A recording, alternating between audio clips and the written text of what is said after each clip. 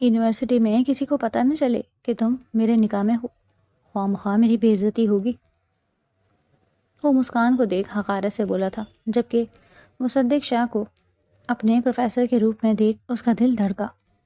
Hello مس مسکان، آپ کو class میں بیٹھنے کا ڈھنگ نہیں، ڈریسنگ کا کوئی سینس نہیں ہے؟ وہ جان بوجھ کے اس کے عبائے میں ڈھانپٹے وجود کو نشانہ بناتے اس کی دل آزاری کر رہا تھا۔ ڈھنگ کے کپڑے پہن کر آیا کریں۔ جی سر، جیسا آپ کہیں۔ وہ اگلے دن پال کھل کر سلیو لیس میکسی پہن کر آئی تھی۔ وہ کلاس میں آتی مصدق کے گود میں بیٹھی تھی۔ جی شور صاحب، آج آپ کو آپ کی بیوی کیسی لگ رہی ہے؟ وہ مضبوطی سے مصدق پر گریبان پکڑتی ہی اس کے ہونٹوں کو اپنی گرفت میں لے چکی تھی۔ یونیورسٹی کی پارکنگ لاٹ میں اس وقت خاصا رش تھا، لیکن سفید کرولا کے اندر کا ماحول کافی تناؤ کا شکار تھا۔ مصدق شاہ نے گاڑی کا انجن بند کیا اور اسٹیئرنگ پر گرفت مضبوط کرتے ہوئے برابر میں بیٹھی لڑکی کی جانب دیکھا جس نے چہرے پر نقاب ڈال رکھا تھا اور نظریں جھکائے اپنی گود میں رکھے بیگ کے اسٹریپ سے کھیل رہی تھی۔ سنو، مصدق کی آواز کی سختی نے مسکان کے وجود میں لرزہ طاری کر دیا۔ یونیورسٹی کی حدود میں کسی کو کانوں کان خبر نہ ہو کہ تم میرے نکاح میں ہو۔ میں نہیں چاہتا کہ لوگوں کو پتہ چلے کہ میرا تم جیسی لڑکی سے کوئی تعلق ہے، خواہ مخواہ میری بے عزتی ہوگی۔ مسکان نے سر اٹھا کر اسے دیکھنا چاہا، لیکن مصدق کی آنکھوں میں موجود حقارت نے اسے دوبارہ نظریں جھکانے پر مجبور کر دیا۔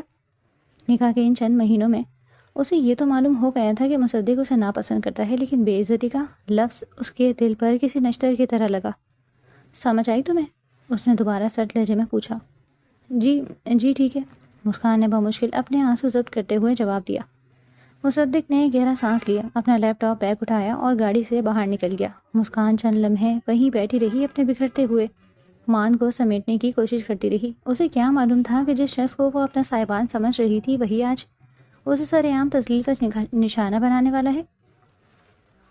اکنامکس ڈپارٹمنٹ کا ہال نمبر 4 طلباء سے بھرا ہوا تھا۔ مسکان پچھلی نشستوں میں سے ایک پر خاموشی سے بیٹھی تھی۔ اچانک کلاس میں سناٹا چھا گیا جب ایک باوا کا روبدار شخصیت نے کمرے میں قدم رکھا۔ وہ مصدق شاہ تھے، وہی گرے سوٹ، وہی تراشا ہوا چہرہ، لیکن آج ان کے کندھوں پر پروفیسر کی ذمہ داری تھی۔ مسکان کا دل سینے میں دھک دھک کرنے لگا۔ اسے علم نہیں تھا کہ مصدق ہی ان کے نئے وزٹنگ پروفیسر ہیں۔ جب اس نے مصدق کو ڈائس پر کھڑے دیکھا تو ایک لمحے کے لیے اسے فخر محسوس ہوا، مگر اگلے ہی لمحے اسے اپنی اوقات یاد آ گئی۔ مصدق کی نظریں پوری کلاس کا جائزہ لے رہی تھی کہ اچانک وہ مسکان پر جا کر رکی۔ ان کی آنکھوں میں وہی سرد مہری اور ناپسندیدگی دوبارہ اٹھ کر آئی۔ ہیلو مس مسکان، مصدق کی آواز پوری کلاس میں گونجی۔ مسکان ہڑبڑا کر کھڑی ہو گئی۔ سب کی نظریں اب اسی پر تھیں۔ کیا آپ کو کلاس میں بیٹھنے کا ڈھنگ نہیں ہے؟ مصدق نے فائل میز پر پٹکتے ہوئے سخت لہجے میں کہا۔ اور یہ ڈریسنگ، کیا آپ کو کوئی سینس نہیں ہے کہ یونیورسٹی کے حلیے میں آیا جاتا ہے؟ مسکان نے اپنے عبائے کو مزید اپنے گرد لپیٹا۔ وہ تو ہمیشہ سے باپردہ رہی تھی، لیکن مصدق اسے نشانہ بنانے کا کوئی موقع ہاتھ سے نہیں جانے دیتا۔ سر میں، اس کی آواز حلق میں پھنس گئی۔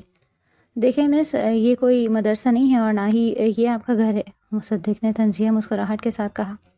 آپ کی اس عبائی کے پیچھے جو بھی وجہ ہے، کم از کم یہاں ڈھنگ کے کپڑے پہن کر آیا کریں۔ آپ کی یہ بے ڈھنگی وضاحت دیکھ کر دوسروں کا موڈ بھی خراب ہوتا ہے۔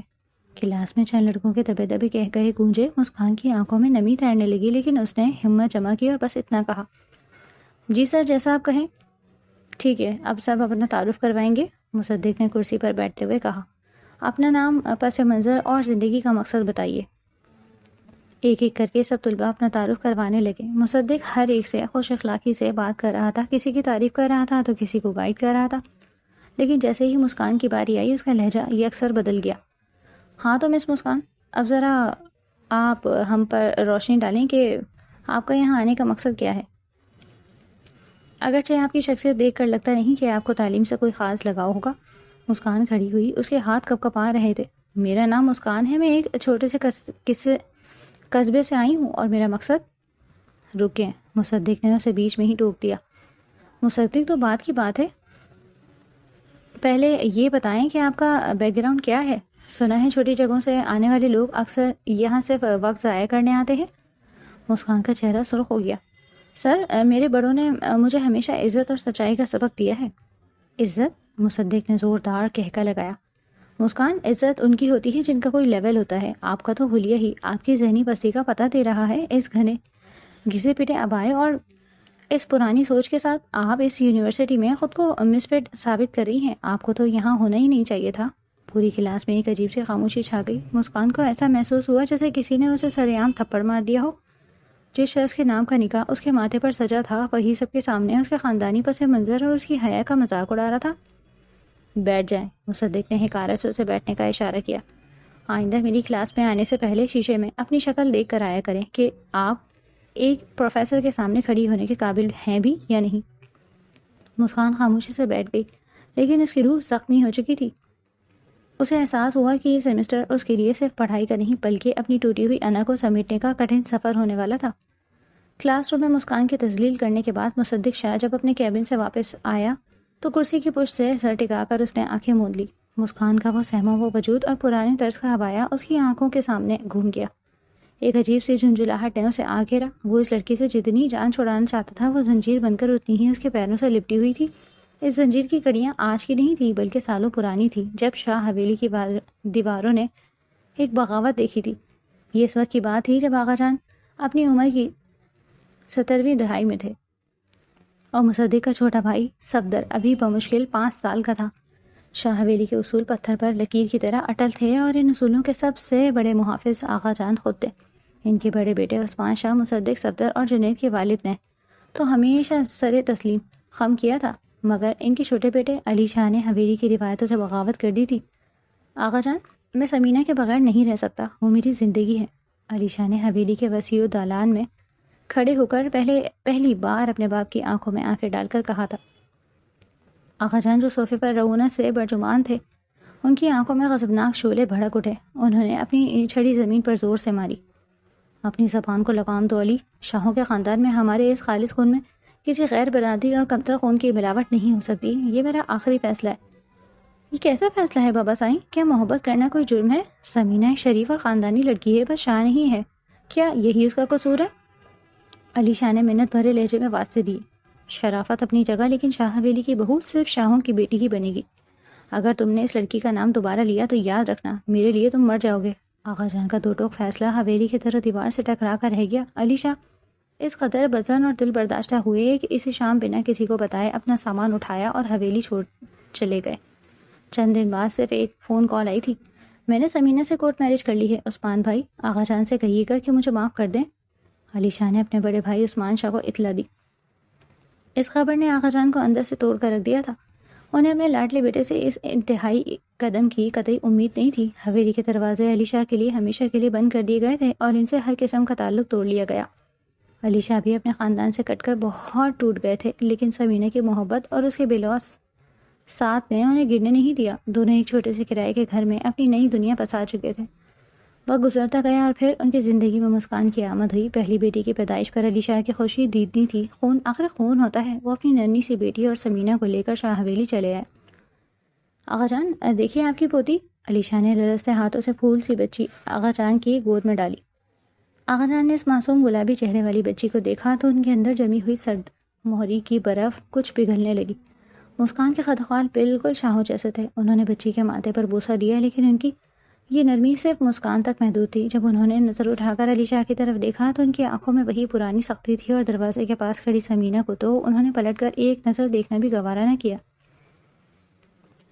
اس دن کے بعد سے علی شاہ اکثر مسکان کو لے کر حویلی آنے لگے لیکن سمینہ نے کبھی دوبارہ اس دہلیز پر قدم نہیں رکھا. مسکان ابھی 5 برس کی ہی ہوئی تھی کہ ایک شام علی شاہ اپنے دفتر میں کام کے دوران اچانک چکرا کر زمین پر گر پڑے. ہسپتال میں جب ان کے مختلف ٹیسٹ کروائے گئے تو جو حقیقت سامنے آئی اس نے سمینہ کے پیروں تلے زمین نکال دی. آئی ایم سوری مسز علی, ان کو بلڈ کینسر ہے اور بدقسمتی سے یہ آخری اسٹیج پر ہیں. ہمارے پاس وقت بہت کم ہے. ڈاکٹر کے الفاظ سمینہ کے لیے کسی قیامت سے کم نہ تھے. جب یہ خبر شاہ حویلی پہنچی تو وہاں بھی کوہرام مچ گیا. آغا جان جو برسوں سے انا کے خول میں بند تھے اپنے جوان بیٹے کی اس حالت کا سن کر دھاڑے مار کر رو پڑے. تمام گلے شکوے مٹ گئے اور علی شاہ کو فوراً حویلی لانے کی اجازت دے دی گئی. علی شاہ نے اپنی زندگی کے آخری ایام اسی حویلی میں گزارے. بستر مرگ پر وہ روز بروز کمزور ہوتے جا رہے تھے. ایک شام جب آغا جان ان کے سرہانے بیٹھے ان کا ہاتھ تھامے خاموش آنسو بہا رہے تھے تو علی شاہ نے نکہت بھری آواز میں کہا, آغا جان. جی میرے بچے, تو بول تجھے کیا چاہیے؟ تیرا باپ تیری ہر خواہش پوری کرے گا. آغا جان کا دل پھٹا جا رہا تھا. میری مسکان. علی شاہ کی سانسیں اکھڑ رہی تھیں. اس دنیا میں اس کا کوئی آسرا نہیں ہے. میں چاہتا ہوں کہ میری بیٹی ہمیشہ محفوظ رہے اور اس حویلی سے بڑھ کر آپ کے سائے سے بڑھ کر اس کے لیے کوئی اور محفوظ جگہ نہیں ہو سکتی. میری بچی کو تنہا مت چھوڑیے گا آقا جان. مسکان کو عثمان بھائی کے مصدق کے نام کر دیں. اسے اس گھر کی عزت بنا لیں. آقا جان نے اپنے مرتے ہوئے بیٹے کی گرتی ہوئی صحت اور اس کی بے بس آنکھوں کو دیکھا تو وہ انکار نہ کر سکے. میں وعدہ کرتا ہوں علی، تیری بیٹی اس حویلی کی بہو بنے گی. اسی رات حویلی کے قریبی مولوی صاحب کو بلوا کر ایک انتہائی سادہ مگر سوگوار ماحول میں 13 سالہ مصدق اور 5 سالہ مسکان کا نکاح پڑھا دیا گیا. مصدق اس وقت بہت چھوٹا تھا. وہ بمشکل 7ویں 8ویں جماعت میں تھا. اسے نکاح کے مفہوم کی کوئی خاص سمجھ نہیں تھی. بس اتنا پتا تھا کہ دادا جان کے حکم پر اسے کچھ کاغذات پر دستخط کرنے ہیں اور قبول ہے کہنا ہے. وہ تو بس حیرت سے مسکان کو دیکھ رہا تھا جو اپنی ماں کی گود میں بیٹھی اپنے باپ کی بیماری سے خوفزدہ رو رہی تھی. اس نکاح کے ٹھیک 1 مہینے بعد علی شاہ اس دنیا سے رخصت ہو گئے. سمینہ اور مسکان اب مستقل حویلی میں رہائش پذیر ہو گئے تھے. لیکن سمینہ جو اپنے شوہر کی محبت میں جی رہی تھی، ان کی جدائی کا غم زیادہ عرصہ برداشت نہ کر سکی اور علی شاہ کے مرنے کے تقریباً 2 سال بعد وہ بھی اس دنیا سے گزر گئی. اب مسکان اس بڑی سی شاہ حویلی میں بالکل تنہا رہ گئی تھی. آقا جان اس بچی پر اپنی جان چھڑکتے تھے. وہ ان کے مرے ہوئے بیٹے کی واحد نشانی تھی، اسی لیے آقا جان کے دل کے سب سے قریب تھی. وہ اس کی ہر ضرورت، ہر خواہش پوری کرتے اور اسے پلکوں پر بٹھا کر رکھتے. وقت پر لگا کر اڑتا گیا. دونوں بچے بڑے ہوتے گئے. ایک خاص عمر کو پہنچنے پر جب انہیں اس نکاح کی حقیقت اور بندھن کے بارے میں بتایا گیا تو دونوں کے پیروں تلے سے زمین نکل گئی. نہ تو مسکان اس نکاح سے خوش تھی اور نہ ہی مصدق. مسکان تو مصدق کے نام سے ہی تھر تھر کانپتی تھی. مصدق شروع سے ہی بہت روبدار، غصے کا تیز اور حاکمانہ مزاج کا مالک تھا. وہ جب بھی مسکان سے بات کرتا اس کا لہجہ تحکمانہ ہوتا. یہ کیا پہنا ہوا ہے تم نے؟ تمہیں بات کرنے کی تمیز نہیں؟ ہر وقت کیوں ڈری ڈری کیوں رہتی ہو؟ اس کے ان تانوں اور ڈانٹ ڈپٹ نے مسکان کو مزید اپنے خول میں سمٹ دیا. وہ جب بھی مصدق کو دیکھتی خوف سے آقا جان کے پیچھے چھپنے کی کوشش کرتی یا اپنا راستہ بدل لیتی. اس کے اندر نہ تو خود اعتمادی تھی اور نہ ہی اس کی شخصیت میں وہ نکھار تھا جو مصدق کو پسند تھا. یہ سچ تھا کہ مسکان بے انتہا خوبصورت تھی. اس کے نقش تراشیدہ تھے، آنکھوں میں ایک معصوم سی کشش تھی اور حیا کا رنگ اسے مزید حسین بناتا تھا. لیکن مصدق کی نظر میں خوبصورتی کا معیار کچھ اور تھا. اسے مسکان کا وہ دبو بند، وہ پرانے اور آؤٹ فٹ، آف فیشن کپڑے اور وہ ہر وقت کا سہمے رہنا زہر لگتا تھا. اسے وہ لڑکیاں پسند تھیں جو پر اعتماد ہو اور آنکھوں میں آنکھیں ڈال کر بات کر سکیں اور جن کی کلاس ہو. مصدق کا دل کبھی اپنی اس کزن کی طرف مائل ہی نہیں ہو پایا. اس کی نظر میں مسکان صرف ایک بوجھ تھی، ایک ایسی ذمہ داری جو اس کے مرتے ہوئے چچا نے زبردستی اس کے گلے میں ڈال دی تھی. اس کے برعکس یونیورسٹی میں مصدق کی ایک کلاس فیلو حیا ابراہیم نے مصدق کی بھرپور توجہ اپنی طرف کھینچ لی تھی. حیا ماڈرن، پر اعتماد اور بے حد اسمارٹ لڑکی تھی. وہ ہر محفل کی جان تھی اور اس کے بات کرنے کا انداز مصدق کو بے حد متاثر کرتا. حیا کو دیکھ کر ہی مصدق کو اندازہ ہوا تھا کہ اس کا لائف پارٹنر کیسا ہونا چاہیے. حیا اس کی ذہنی ہم آہنگی پر پوری اترتی تھی. لیکن جب بھی وہ حیا کے بارے میں سوچتا، مسکان نام کی وہ بھاری زنجیر اس کے پیروں میں جھنجھنانے لگتی. وہ اس بندھن کو دل سے کبھی تسلیم نہیں کر پایا. اس کے لیے مسکان صرف ایک مجبوری تھی اور وہ بہت جلد کسی نہ کسی طرح اس زنجیر کو توڑ کر آگے بڑھنا چاہتا تھا. آج کلاس میں اس نے جو کچھ کیا وہ اسی فرسٹریشن اور غصے کا نتیجہ تھا جو وہ مسکان کو دیکھ کر محسوس کرتا تھا. وہ اسے یہ احساس دلانا چاہتا تھا کہ وہ اس کے قابل نہیں ہے اور نہ کبھی ہو سکتی ہے. کیبن کے دروازے پر ہونے والی ہلکی سی دستک نے مصدق کو اس کی سوچوں کے بھنور سے نکالا. اس نے سیدھے ہو کر بیٹھے ہوئے آنکھیں کھولی. کم ان، اس نے اپنی مخصوص روبدار آواز میں کہا. پیون اس کی چائے لے کر آیا تھا. اگلی صبح یونیورسٹی کا منظر روزمرہ سے یکسر مختلف تھا. اکنامکس کے ہال نمبر 4 میں طلباء اپنی نشستوں پر پرجمان تھے، مگر کل کے واقعے کی سرگوشیاں ابھی تک فضا میں گونج رہی تھیں. سب کو اسی سہمے ہوئے عبایا میں لپٹے وجود کا انتظار تھا جسے کل سر عام بے عزت کیا گیا. کلاس کا وقت ہو چکا تھا اور ٹھیک اپنے مقررہ وقت پر پورے چاہو جلال کے ساتھ پروفیسر مصدق شاہ نے کلاس میں قدم رکھا. ان کے چہرے پر وہی روایتی روب اور سنجیدگی تھی. انہوں نے فائل ڈائس پر رکھی اور اینک درست کرتے ہوئے پوری کلاس پر ایک طائرانہ نگاہ ڈالی. مسکان کی سیٹ خالی دیکھ کر ان کے ہونٹوں پر ایک طائرانہ طنزیہ اور فاتحانہ مسکراہٹ ابھری. انہیں لگا کہ کل کی ڈانٹ کے بعد وہ ڈرپوک لڑکی شاید آج یونیورسٹی آنے کی ہمت ہی نہیں کر سکی. وہ ابھی مار کر اٹھا کر وائٹ بورڈ کی طرف مڑنے ہی والے تھے کہ اچانک کلاس روم کا دروازہ ایک زوردار آواز سے کھلا. پوری کلاس کی نظریں بمشہور مصدق شاہ کے دروازے کی طرف اٹھ گئی اور پھر جو منظر سب نے دیکھا اس ہال میں موجود ہر شخص کو مبہوت کر دیا. دروازے پر کوئی سہمی ہوئی نقاب پوش لڑکی نہیں کھڑی تھی، بلکہ ایک انتہائی حسین قیامت خیز سراپا کھڑا تھا. مسکان نے آج سیاہ رنگ کی ایک انتہائی دلکش سلیو لیس میکسی پہن رکھی تھی جو اس کے تراشیدہ بدن سے پوری طرح انصاف کری تھی. اس کے سنہرے براؤن بال جو ہمیشہ حجاب کی قید میں رہتے تھے آج آزادانہ اس کی کمر پر لہراتے ہوئے کسی آبشار کا منظر پیش کر رہے تھے. چہرے پر ہلکا سا مگر نفاست سے کیا گیا میک اپ، سرخ لپسٹک اور کانوں میں جھولتے بالے اس کے حسن کو چار چاند لگا رہے تھے. ہائی ہیلز کی ٹک ٹک کرتی وہ کسی ہالی ووڈ فلم کی ہیروئن کی طرح پورے اعتماد سے کلاس کے اندر داخل ہوئی. کلاس میں ایک موج جیسی خاموشی چھا گئی. کسی طالب علم کے ہاتھ سے پین چھوٹ کر گرا تو کسی کا منہ حیرت سے کھلا کا کھلا رہ گیا. پچھلی سیٹ پر بیٹھے ایک لڑکی کے ہاتھ سے کافی کا کپ سیدھا اس کی پینٹ پر گرا مگر اسے جلنے کا احساس تک نہ ہوا. مصدق کے تو جیسے سانس ہی رک گئی. اس کے ہاتھ سے مار کر پھسل کر زمین پر جا گرا. وہ اپنی جگہ بت بنا کھڑا تھا. یہ مسکان تھی، وہ لڑکی جسے وہ ایک پسماندہ اور جاہل گوار سمجھتا تھا. اس کا حسن اتنا قاتلانہ ہو سکتا ہے، مصدق کے وہم و گمان میں بھی نہ تھا. پہلا حملہ مسکان کے اس ہوش ربا حسن کا تھا جس نے مصدق کے اعصاب سن کر دیے تھے. لیکن اس سے پہلے کہ مصدق اپنے ہوش و حواس مجتمع کر پاتا، مسکان نے وہ قدم اٹھایا جس کی توقع شاید تاریخ انسانی میں کسی نے نہ کی.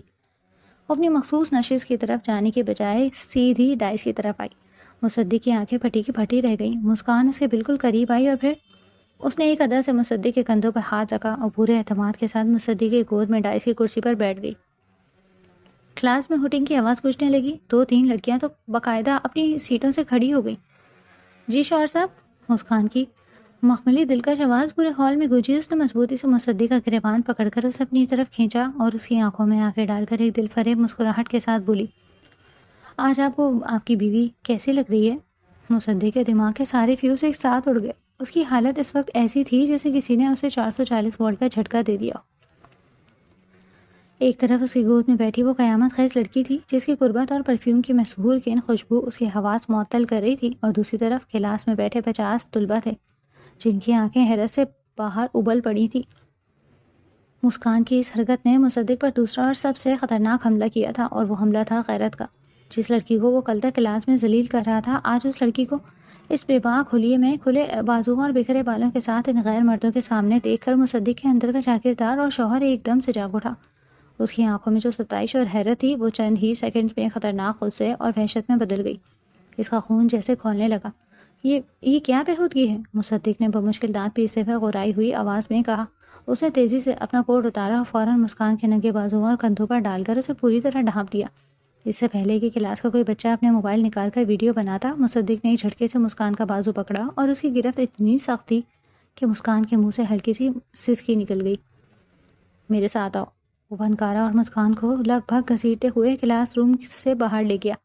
پیچھے پوری کلاس میں ایک طوفان برپا ہو چکا تھا. سیٹیاں کہہ گئے اور شور، لیکن مصدق کو اس وقت کسی چیز کی پرواہ نہیں تھی. وہ تیز قدموں سے راہداریاں پار کرتا ہوا سیدھا پارکنگ لاٹ کی طرف گیا. غصے سے اس کی رگیں پھول رہی تھیں. اسے سفید کرولا کا دروازہ زور سے کھولا، مسکان کو اگلی نشست پر دھکیلا اور دروازہ اتنی زور سے بند کیا کہ مسکان اندر اچھل پڑی. اگلے ہی لمحے مصدق خود ڈرائیونگ سیٹ پر برجمان تھا. گاڑی کے اندر ایک دم گھٹنے والی خاموشی اور تناؤ تھا. مصدق کی سانسیں تیز چل رہی تھیں. اس نے دونوں ہاتھوں سے اسٹیئرنگ وہیل کو سختی سے جکڑ رکھا تھا جیسے اپنے غصے کو قابو کرنے کی ناکام کوشش کر رہا ہو. یہ تم نے کیا روپ دھارا ہوا ہے؟ مصدق آخرکار پھٹ پڑا. اس کی آواز گاڑی کے شیشوں سے ٹکرائی. تمہاری ہمت کیسے ہوئی سلیہ میں یونیورسٹی آنے کی؟ اور وہ ڈرامہ جو تم نے کلاس میں کیا، تم یہ سب کس طرح کر لیتی ہو؟ پاگل ہو گئی ہو تم؟ مسکان جو کچھ دیر پہلے تک ایک بے باک ہیروئن بنی ہوئی تھی اب اپنی دھڑکنوں کو نارمل کرنے کی کوشش کر رہی تھی. اس نے مصدق کی طرف دیکھا. اس کی آنکھوں میں وہی پرانی معصومیت لوٹ آئی تھی، مگر آج اس میں خوف کی جگہ ایک عجیب سی چمک تھی. میں نے کیا کیا ہے؟ مسکان نے انتہائی معصومیت سے اپنے کندھوں پر پڑے مصدق کے کوٹ کو درست کرتے ہوئے کہا. آپ ہی تو کل فرما رہے تھے کہ میرا حلیہ آپ کی ذہنی پستی کا پتہ دیتا ہے. آپ ہی نے کہا تھا نا کہ مجھے آپ کے اسٹیٹس کے ساتھ میچ ہونا چاہیے، ڈھنگ کے کپڑے پہننے چاہیے، آپ جیسی لگنا چاہیے تاکہ آپ کی بے عزتی نہ ہو. اس لیے تو میں آج اپنا پرانا گھسا پیٹا عبایا چھوڑ کر ایسے بن سنور کر آئی ہوں. وہ تھوڑا مصدق کی طرف جھکی اور اپنی مخملی آواز میں سرگوشی کے انداز میں بولی. امید ہے آج آپ کو میرا یہ روپ پسند آیا ہوگا پروفیسر صاحب. مسکان کی یہ بات سن کر مصدق جیسے ششدر رہ گیا. اس کا سارا غصہ، ساری جھنجھلاہٹ جیسے کسی گہرے سمندر میں غرق ہو گئی. اس نے نظریں گھما کر مسکان کی طرف دیکھا. وہ واقعی اس وقت کسی حور سے کم نہیں لگ رہی تھی. اس کے کھلے بال، اس کی بڑی بڑی غزال جیسی آنکھیں اور وہ سرخ ہونٹ جو ابھی ابھی اسے تانا دے رہے تھے. مصدق چند لمحے پلک جھپکائے بغیر بس اسے دیکھتا رہا۔ گاڑی کے اندر کا ماحول جو تھوڑی دیر پہلے تک غصے سے بھرا ہوا تھا اب ایک شدید دم گھٹنے والا رومانس میں بدل چکا تھا۔ روپ، مصدق کی آواز جو تھوڑی دیر پہلے گرج رہی تھی اب ایک دم بھاری اور سرگوشی میں بدل گئی۔ روپ تو تمہارا واقعی قاتلانہ ہے۔ مصدق نے اسٹیئرنگ سے ہاتھ ہٹایا اور مسکان کی طرف پوری طرح مڑ گیا۔ مسکان جس نے یہ کھیل صرف اسے زج کرنے کے لیے شروع کیا تھا، مصدق کی آنکھوں میں ابھرنے والی اس نئی اجنبی چمک کو دیکھ کر گھبرا گئی۔ وہ تھوڑا سا پیچھے کھسکی لیکن گاڑی کی سیٹ نے اس کا راستہ روک لیا۔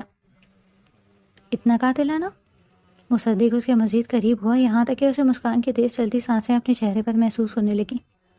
کہ مجھ پر ایک عجیب سی کیفیت طاری ہو رہی ہے مسکان۔ مصدق نے اپنا ایک ہاتھ آگے بڑھایا اور مسکان کا کانپتا ہوا ہاتھ اپنے مضبوط ہاتھوں میں تھام لیا۔ مسکان کے پورے وجود میں ایک سنسنی سی دوڑ گئی۔ مصدق نے اس کا وہ نازک ہاتھ کھینچا اور اسے اپنے سینے پر ٹھیک اپنے دل کے مقام پر رکھ دیا۔ محسوس کر رہی ہو اسے؟ مصدق کی آواز میں ایک عجیب سے خمار آلو تھی۔ اس کا دل مسکان کی ہتھیلی کے نیچے قابو ہو کر دھڑک رہا تھا۔ مسکان کا حلق خشک ہو گیا۔ وہ کچھ کہنا چاہتی تھی مگر الفاظ جیسے اس کے گلے میں ہی پھنس گئے۔ اس سے پہلے کہ مسکان کچھ سمجھ پاتی، مصدق نے اپنا دوسرا ہاتھ مسکان کی گردن کے پیچھے رکھا اور اسے ہلکے سے اپنی طرف کھینچا۔ مسکان کی آنکھیں بے ساختہ بند ہوئیں۔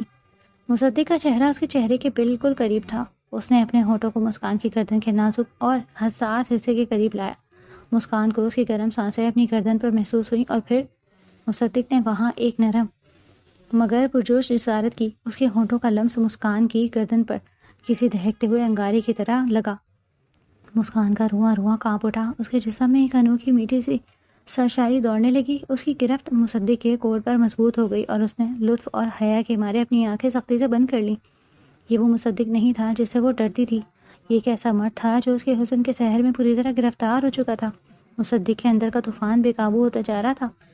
وہ اس لڑکی کو جیسے وہ ہمیشہ ایک بوجھ سمجھتا تھا آج پوری طرح اپنے باہوں میں قید کر لینا چاہتا تھا، لیکن اس نے بہت مشکل سے اپنے ہونٹوں کو کاٹتے ہوئے اپنے جذبات پر قابو پایا۔ وہ جانتا تھا کہ یہ جگہ اور یہ وقت اس دیوانگی کے لیے مناسب نہیں۔ اس نے اپنا چہرہ مسکان کی گردن سے ہٹایا مگر ابھی بھی اس کے چہرے کے اتنے قریب تھا کہ اس کی سانسیں آپس میں ٹکرا رہی تھیں۔ مصدق نے مسکان کی بند آنکھیں اور کانپتے ہونٹوں کو دیکھا جس کے چہرے پر ایک فاتحانہ مگر بے حد نرم مسکراہٹ ابھری۔ میرے خیال سے، مصدق نے اپنے انگوٹھے سے مسکان کے ہونٹ کے کنارے کو چھوتے ہوئے انتہائی دھیمے اور والہانہ لہجے میں کہا، آج مجھے آغا جان سے ہماری رخصتی کی بات کرنی ہی پڑے گی۔ مسکان نے جھٹکے سے آنکھیں کھولیں اور حیرت سے اسے دیکھا۔ کیونکہ مصدق کی آنکھوں میں اب ایک جنون رقص کر رہا تھا۔ اب میں تم سے دور نہیں رہ سکتا مسکان، ایک پل بھی نہیں۔ تم نے میرے اندر جو آگ لگائی ہے اسے اب تمہیں ہی بجھانا ہوگا۔ مصدق کی یہ بات سن کر مسکان کو جیسے صدیوں بعد ایک سکون کا احساس ہوا۔ وہ رشتہ جو دونوں کے بیچ بچپن سے زبردستی قائم تھا، جس میں ایک عجیب سا لحاظ مروت ڈر اور فاصلہ تھا، آج وہ فاصلہ، وہ اونچی دیوار مکمل طور پر گر چکی تھی۔ مسکان کے ایک چھوٹے سے باغیانہ قدم نے ان دونوں کے بیچ کھڑی اس بے تکلفی کی دیوار کو زمین بوس کر دیا۔ آج وہ جان گئی تھی کہ اس کا شوہر اس سے نفرت نہیں کرتا بلکہ اس کے حسن اور وجود کا اس طرح اسیر ہو چکا ہے جسے ایک بھنورا پھول کا ہوتا ہے۔ اسی رات جب شاہ حویلی پر چاندنی کی سفید چادر تنی ہوئی تھی اور ہر طرف ایک پرسکون خاموشی چھائی تھی، مصدق شاہ نے آغا جان کی اسٹڈی روم کے دروازے پر دستک دی۔ آغا جان اپنی مخصوص آرام دہ کرسی پر بیٹھے کوئی پرانی کتاب پڑھ رہے تھے۔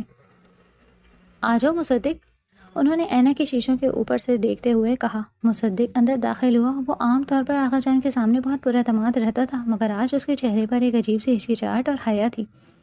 وہ آغا جان کے سامنے رکھی کرسی پر بیٹھ گیا۔ کیا بات ہے برخوردار، آج اس وقت کیسے آنا ہوا؟ کوئی خاص بات؟ آغا جان نے کتاب بند کرتے ہوئے پوچھا۔ مصدق نے ایک گہرا سانس لیا، اپنی انگلیاں آپس میں الجھائیں اور پھر نظریں قدرے جھکا کر بولا، آغا جان میں دراصل مسکان کے حوالے سے بات کرنے آیا تھا۔ آغا جان کا ماتھا ٹھنکا۔ انہیں لگا شاید مصدق اس رشتے سے جان چھوڑانے کی بات کرے گا۔ ان کے چہرے پر تفکر کے سائے لہرانے لگے۔ کیا وہ مسکان کو سب ٹھیک تو ہے؟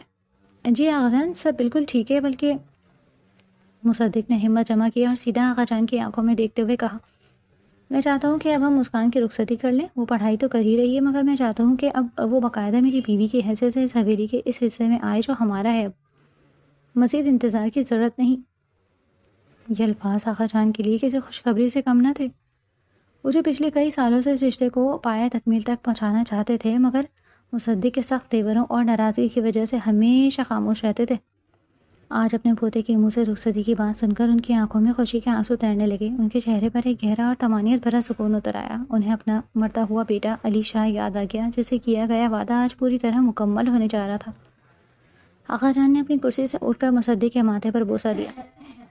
جیتے رہو میرے بچے، تم نے آج میرے دل سے ایک بہت بڑا بوجھ اتار دیا ہے. مجھے ہمیشہ سے یقین تھا کہ میرا خون کبھی مجھے مایوس نہیں کرے گا. آقا جان کی آواز خوشی سے کانپ رہی تھی. ٹھیک ہے، تم جب چاہو رخصتی ہو جائے گی. میں کل ہی خاندان بھر میں پیغام بھجواتا ہوں. راتوں رات فیصلے ہوئے اور تقریباً ایک ہفتے کے بعد کی تاریخ مقرر کر دی گئی.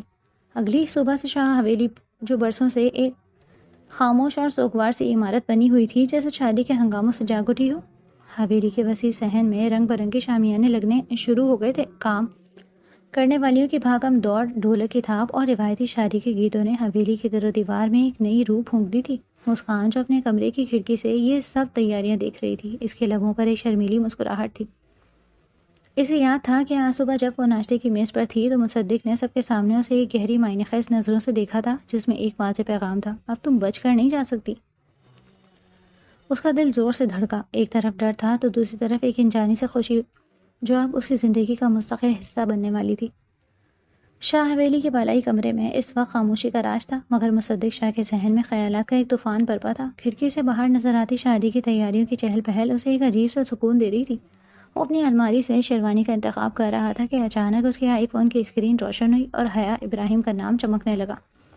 مصدق نے گہرا سانس لیا. وہ جانتا تھا کہ یہ کال کس لیے ہے. یونیورسٹی میں ان کی شادی کی خبر جنگل کی آگ کی طرح پھیل چکی تھی اور حیا، جو خود کو مصدق کی زندگی کا محور سمجھتی تھی، خاموش رہنے والی نہیں تھی.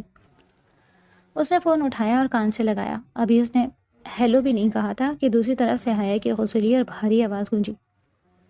یہ سب کیا سن رہی ہوں میں مصدق شاہ حویلی میں شہنائیاں بج رہی ہیں اور دولہا تم بن رہے ہو، وہ بھی اس پسماندہ سی لڑکی مسکان کے ساتھ جس کا تم خود مذاق اڑاتے تھے. حیا کا لہجہ طنزیہ اور شکوے سے بھرپور تھا. مصدق نے تحمل سے کام لیا اور آرام سے صوفے پر بیٹھ گیا. حیا، سکون سے بات کرو. ہاں، یہ سچ ہے، ایک ہفتے بعد میری رخصتی ہے. رخصتی؟ مطلب تم اس نکاح کو مان رہے ہو؟ حیا چلائی. مصدق، تم نے مجھے امید دلائی تھی، ہم ایک دوسرے کے لیے پرفیکٹ تھے. تم نے خود کہا تھا کہ تمہیں وہ لڑکیاں پسند ہیں جو پراعتماد ہوں، جن کا ایک کلاس ہو، اور اب تم اس عبایا والی لڑکی کے پیچھے پاگل ہو رہے ہو. کیا ہوا تمہارے معیار کو؟ مصدق کی نظریں سامنے دیوار پر ڈھکی مسکان کی ایک بچپن کی تصویر پر جم گئی. اس نے دھیمے مگر دو ٹوک لہجے میں کہنا شروع کیا. حیا، میری بات غور سے سنو. تم میرے لیے ہمیشہ ایک انسپریشن رہی ہو.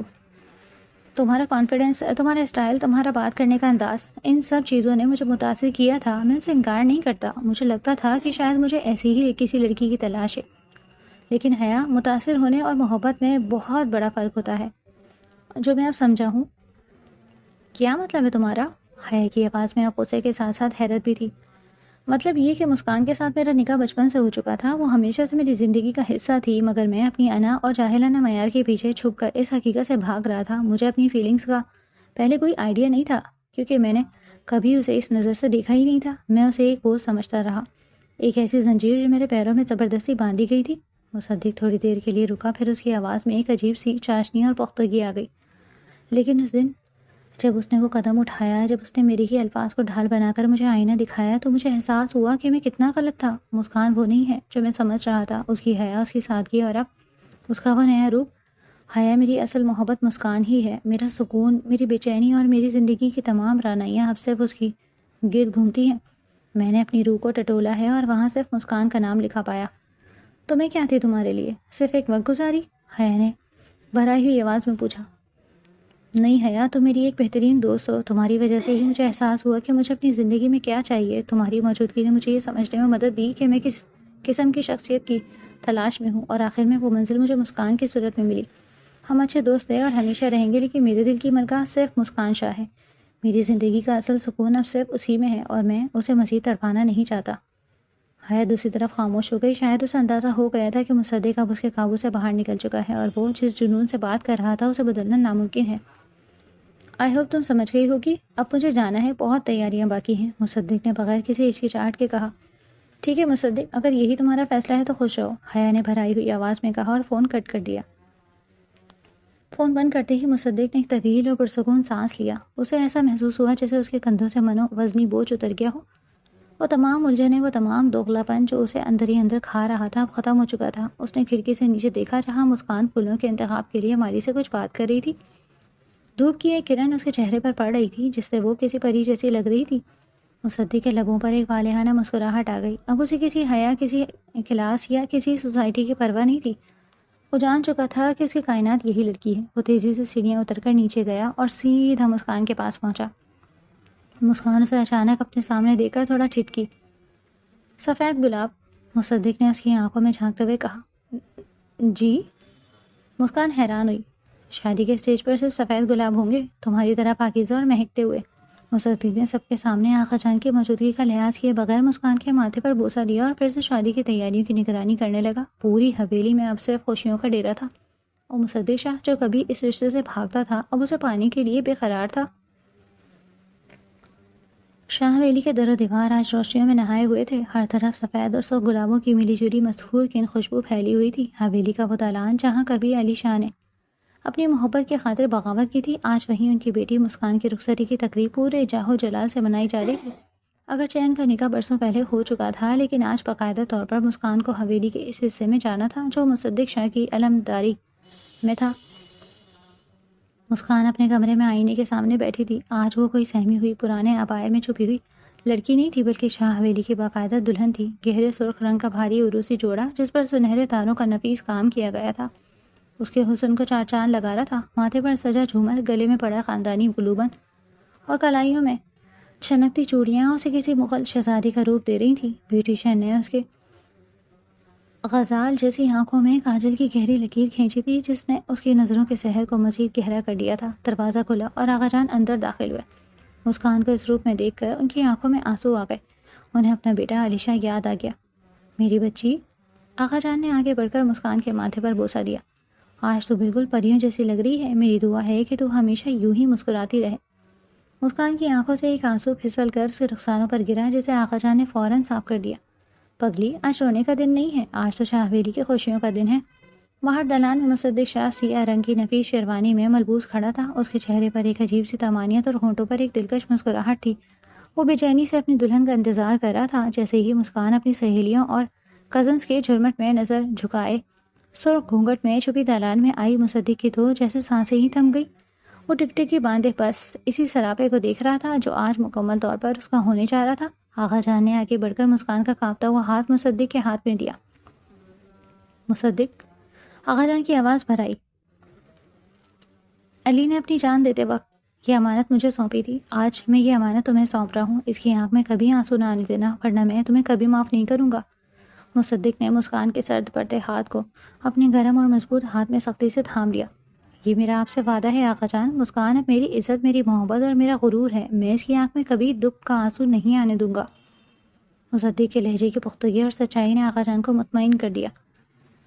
مصدق کے کمرے کو بالکل اس کی ہدایت کے مطابق سجایا گیا تھا۔ ہر طرف صرف اور صرف سفید گلابوں کی لڑیاں اور موتیے کے پھول بکھرے تھے۔ کمرے میں ایک مدھم خواب آور سی روشنی تھی اور فضا میں ایک مہنگی خمار الگ خوشبو رچی بسی تھی۔ مسکان پھولوں سے سجی مسیری پر بیٹھی تھی۔ اس کا دل سینے میں اتنی زور سے دھڑک رہا تھا کہ اسے ڈر تھا کہیں باہر کھڑے لوگوں کو اس کی آواز نہ آ جائے۔ اس نے اپنے دونوں ہاتھوں سے اپنے سرخ لہنگے کو سختی سے مٹھیوں میں جکڑ رکھا تھا۔ اچانک دروازے کا ہینڈل گھوما، مصدق اندر داخل ہوا اور اس نے آہستگی سے دروازہ لاک کر دیا۔ کمرے کی خاموشی میں تالے کی وہ کلک مسکان کے دل پر ہتھوڑی کی طرح لگی۔ مصدق کے قدموں کی آہٹ جیسے جیسے قریب آ رہی تھی مسکان کی دھڑکنیں بے قابو ہوتی جا رہی تھی۔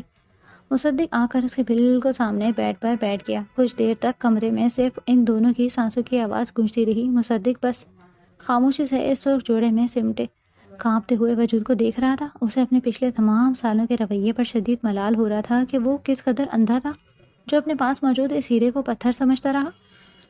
مسکان، مصدق کی بھاری اور رومانوی آواز کمرے کے سکوت میں گونجی۔ مسکان کے لب تھر تھرائے لیکن آواز نہ نکل سکی۔ مصدق نے اپنے مضبوط ہاتھ آگے بڑھائے اور مسکان کے چہرے پر پڑے سرخ گھونگھٹ کو انتہائی نزاکت سے پیچھے ہٹا دیا۔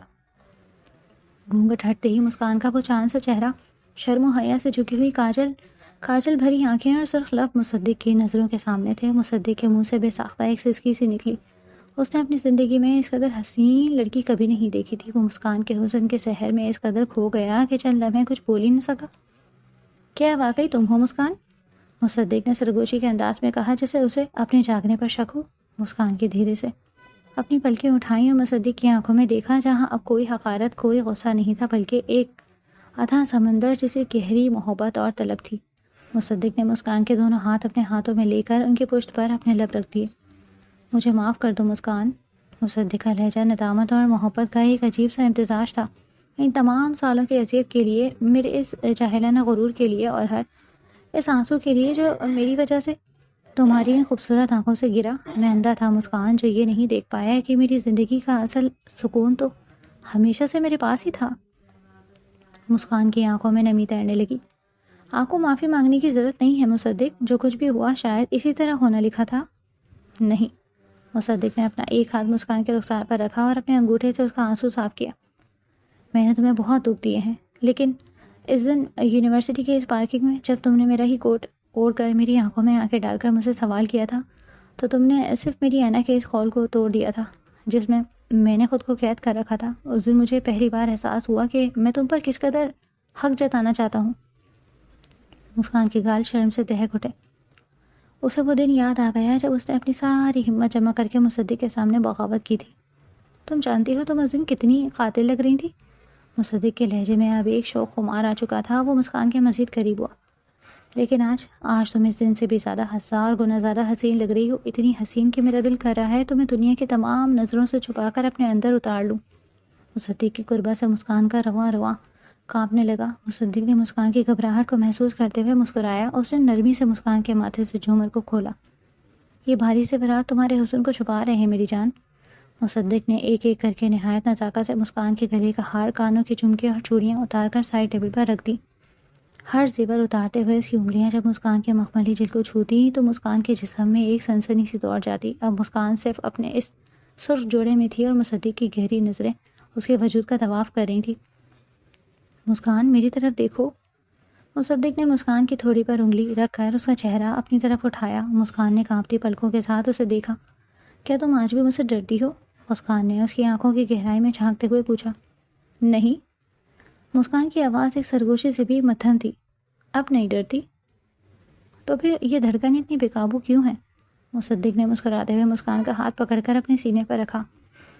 میرا حال بھی تم سے کچھ مختلف نہیں ہے۔ تم نے اس مغرور مصدق شاہ کو اپنے حسن اور اپنی حیا کا ایسا اسیر کر لیا ہے کہ اب اس کی کائنات صرف تمہاری ذات تک محدود ہو گئی ہے۔ مصدق نے مسکان کو اپنی مضبوط بازوؤں کے حصار میں لے لیا۔ مسکان نے اپنا سر اس کے چوڑے اور مضبوط سینے پر رکھ دیا۔ یہ وہی سینہ تھا جس سے وہ ہمیشہ دور بھاگتی تھی، مگر آج اسے یہاں دنیا کا سب سے محفوظ ترین مقام مل گیا تھا۔ میں تم سے بہت محبت کرتا ہوں مسکان، بہت زیادہ۔ مصدق نے مسکان کے بالوں میں اپنا چہرہ چھپاتے ہوئے کہا، جہاں سے موتی اور مہنگے شیمپو کی مسور کن خوشبو آ رہی تھی۔ مسکان نے مصدق کی شیروانی کے کالر کو اپنی مٹھی میں مضبوطی سے جکڑ لیا اور آنکھیں بند کر لی۔ میں بھی آپ سے بہت محبت کرتی ہوں مصدق، ہمیشہ سے، بس مجھے خود بھی اس کا احساس نہیں تھا۔ مصدق نے مسکان کا چہرہ اپنے ہاتھوں کے پیالے میں لیا اور اس کے ماتھے پر، اس کی بند آنکھوں پر اور آخر میں اس کے کانپتے ہوئے سرخ لبوں پر اپنی محبت کی وہ مہر ثبت کی جس نے ان کے درمیان موجود تمام فاصلوں کو، تمام گلے شکووں کو ہمیشہ ہمیشہ گلے مٹا دیا۔ سفید گلابوں کے اس خمار آلود رات میں شاہ حویلی کے اس کمرے میں ایک مغرور پروفیسر اور اس کی باغی طلباء کے درمیان وہ رشتہ مکمل ہو گیا جو آسمانوں پر لکھا گیا تھا۔ وہ رات ان کے دکھوں کی آخری اور ان کی لازوال محبت کی پہلی رات تھی۔ ان کی دھڑکنیں ایک ہو چکی تھیں اور اب اس محبت کی زنجیر کو توڑنا کسی کے بس کی بات نہیں تھی۔